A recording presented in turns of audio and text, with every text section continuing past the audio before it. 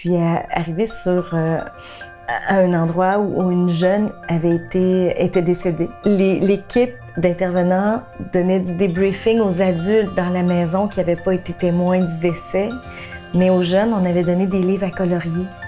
Puis je me disais, ils ont vu la même chose et même plus. On leur fait colorier dans un livre en pensant que c'est ce qui va les apaiser, mais on fait parler les adultes. Puis je me suis dit, il y a quelque chose qui ne marche pas. Ils ont le droit, eux aussi, d'être entendus dans ce qu'ils ont vécu. Je pense que c'est pas en évitant le sujet avec eux qu'on va les aider. Fait que Deuil Jeunesse est parti de cette promesse-là que j'ai fait un jour à des jeunes de pouvoir continuer à leur offrir une place pour qu'ils puissent parler librement. Si un jeune se sent coupable, on ne dit pas « ben non, c'est pas de ta faute ». On entend la culpabilité. Après ça, on va la recadrer. Imaginez-vous là, Deuil Jeunesse comme une grosse oreille là, qui est là pour pallier à toutes celles qu'on blesse quand on parle.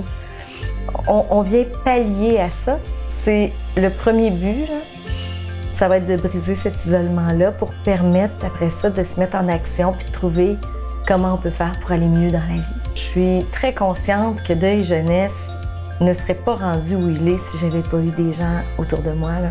Dans les premiers moments, quand les gens ont le réflexe de nous appeler, ben j'ai des intervenantes qui sont là pour répondre à ça, qui ne font que ça de leur quotidien, c'est pas rien. Après ça, j'ai tous les suivis de jeunes qui ont des objectifs pour atteindre un mieux-être, de parents qui veulent être des parents endeuillés, encore parents parce que c'est pas facile. J'ai une adjointe qui répond à toutes mes demandes, une professionnelle pour nous aider à atteindre une pérennité, là, enfin, là, en philanthropie. Il y a un conseil d'administration parce qu'il y a ça aussi, Deuil Jeunesse, c'est aussi, j'ai des administrateurs qui y croient, là. Je pense pas que les gens réalisent à quel point que vivre ces pertes-là et ces deuils-là en temps de COVID, c'est particulièrement difficile parce que tout ce qui nous changerait les idées, on peut pas. Prenez la petite fille qui va danser puis qui danse pour sa maman qui est morte puis qui, elle, là, quand elle danse, elle se rapproche de sa maman puis ça lui fait du bien puis elle sent la fierté de sa maman. Fait que, est-ce qu'on est plus important? Moi, je pense qu'on est autant important, mais est-ce qu'on doit être à l'affût, par exemple, de tout ce que ça a changé? Oui.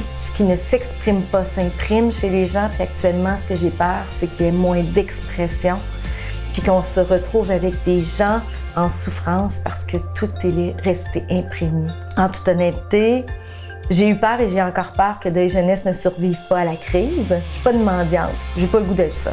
Oui, on a besoin, puis on sait quoi faire avec cet argent-là. Ça sert pas à renflouer des coffres pour renflouer les coffres. Ça sert vraiment à assurer la réponse téléphonique qui est si importante. Il y a quelque chose d'unique à Deuil Jeunesse dans notre approche par rapport au deuil puis aux pertes, puis ça n'a pas fait assez de petits encore pour que ça meure. J'ai fait une promesse à des enfants un jour, il y a 20 ans, que j'allais continuer à pas faire que leur histoire va être volée.